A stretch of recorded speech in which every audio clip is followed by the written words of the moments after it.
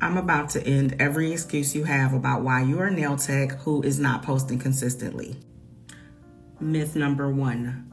I don't have any clients, so I'm barely doing nails and I don't have any content.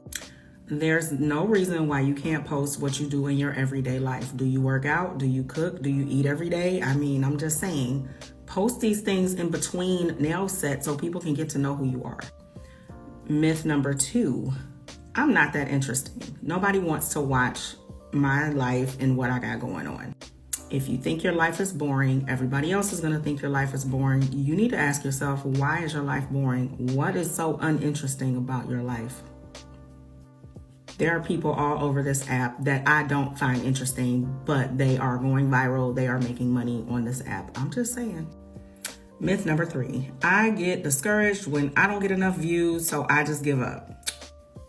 Well, giving up is not an option, but what you can do is delete anything that does not get the performance you're looking for and repost it. If you keep reposting it and it's still not performing well, go back to the drawing board, because honestly, it just might be the content sucks. I'm not going to make this video too long, so comment if you want me to do a part 2.